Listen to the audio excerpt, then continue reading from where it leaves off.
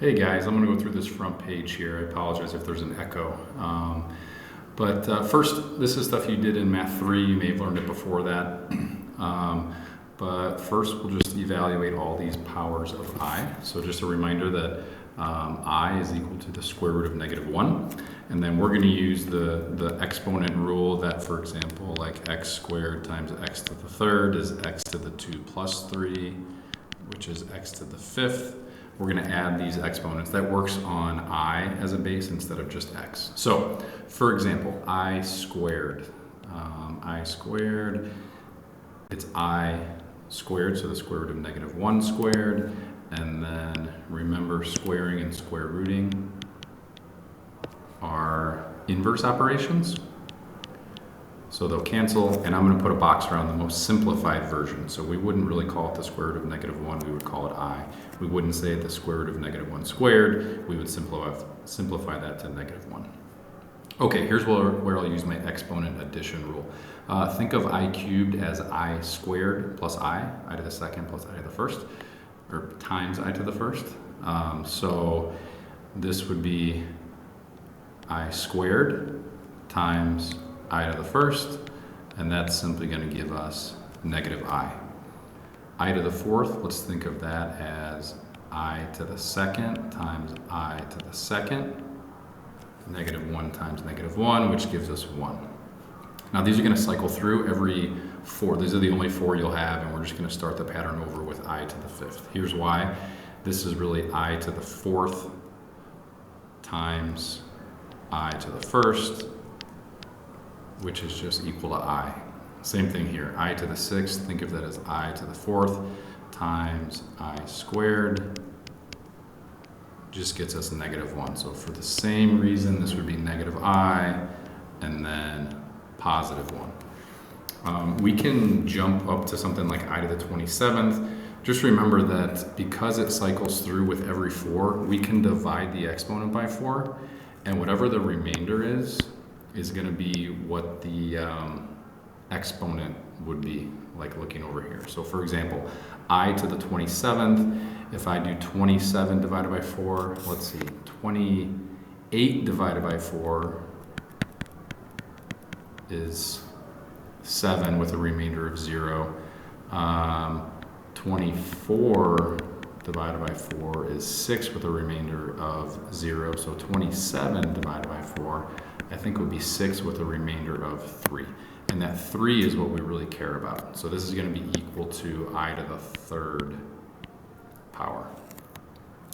I to the 100th, 100 divided by 4 is 25 with no remainder. So that's going to be like I to the 0.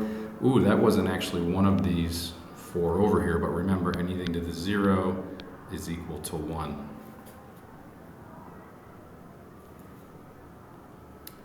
And let's see, I should change this. I cubed is really -I. All right, on to number 2. We can solve x squared plus 4. We'll solve this like any other equation. We can subtract 4. I get x squared is equal to -4. Square rooting. I get x is equal to, remember this negative under here, it's really like root -1 times root 4. Root -1 is I, square root of 4 is 2. And anytime we take the square root of something, when we solve, we have a plus, or a positive and a negative, so we say plus or minus. Okay, now I have 2 different x terms. I think I'm going to try factoring on this. Let's subtract 36. I get x to the fourth plus 5x squared minus 36 equals 0. Remember, if the first exponent's double the second one, you can factor it like a quadratic. So multiplies the -36, adds to 5. I think that would be plus 9 minus 4. And because it's x to the fourth, I need an x squared in each of these to reach that. Let's see, this second factor can be written as x plus 2, x minus 2. And we can set each factor equal to 0. So x plus 2 equals 0. That gets us, I didn't leave myself enough space, x equals negative 2. X minus 2 equals 0. I get x equals positive 2. And then this x squared plus 9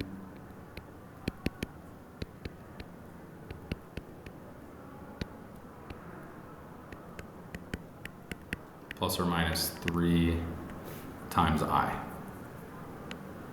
So I get 4 solutions, 2 real, 2 imaginary. I don't think I'm going to do all of these. 1, 2, let's see. These 3 are adding and subtracting with distributing perhaps a negative. So let me do this second one. 4 minus I. I'm going to distribute negative 1, so minus 3 minus 9i, and we can combine these just like we would with a variable. So 4 minus 3 is 1, negative 1i minus 9 more I is negative 10i. Okay, you can try those other 2. Let's see, I think I'll do this one down here. So I'm going to expand that, 7 minus 4i times itself, and if we distribute 7 times 7, 49, that's a negative 28i, another negative 28i, and then negative 4i times negative 4i is positive 16i squared. We can change that I squared. I would write it as I squared first. Don't try to do this all in your head. That's really negative 1, so we get 16 times negative 1 is negative 16, right? So this whole thing is like a minus 16. So 49 minus 16 is 33. Combine the i's, and I think I have negative 56i.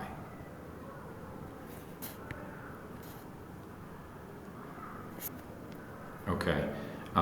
This one looks a little tricky, but remember I to the 20th, 20 divided by 4 is 5 with the remainder of 0, so that's really like I to the 0, which is equal to 1. So this is 3I minus 7 times 1, which is 7.